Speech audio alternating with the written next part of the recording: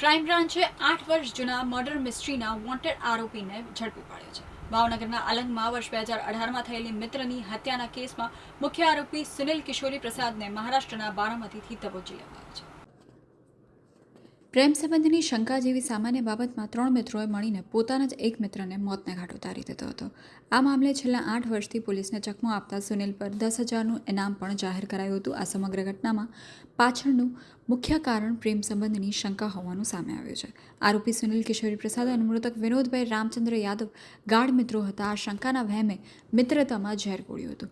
સુનિલે મનોમન નક્કી કરી લીધું હતું કે તે વિનોદનો કાંટો કાઢી નાખશે. આ માટે તેણે પોતાના અન્ય 2 મિત્રો રાહુલ અને સુભાષને પણ પોતાની સાથે આ ખોફનાક કાવતરામાં સામેલ કર્યા હતા. વર્ષ 2018માં એક રાત્રે સુનિલ, રાહુલ અને સુભાષે વિનોદ યાદવને વાતચીતના બહાને ભાવનગરના તળાજા તાલુકાના અલંગ પાસે આવેલા મણાર યાર્ડના સુલભ શૌચાલય નજીક બોલાવ્યો હતો. 4 મિત્રો ભેગા થયા ત્યારે અચાનક પ્રેમ સંબંધની બાબતે બોલાચાલી શરૂ થઈ હતી.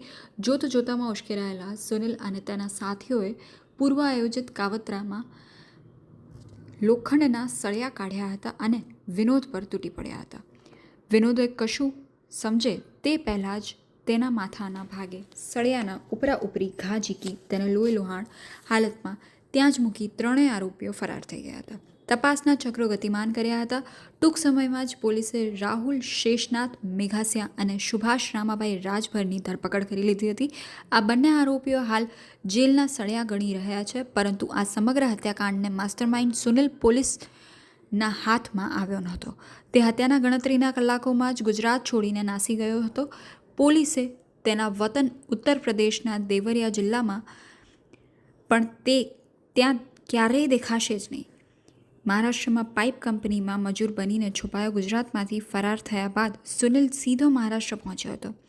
પોલીસ પકડથી બચવા માટે તેણે પોતાની ઓળખ છુપાવી દીધી હતી. તેણે મહારાષ્ટ્રના પુણે નજીક આવેલા બારામતી MIDC વિસ્તાર આશરે લીધો હતો અને અહીં તે ગૌરવ એન્જિનિયરિંગ નામની એક પાઇપ બનાવતી કંપનીમાં ફિનિશિંગ કામમાં જોડાઈ ગયો હતો.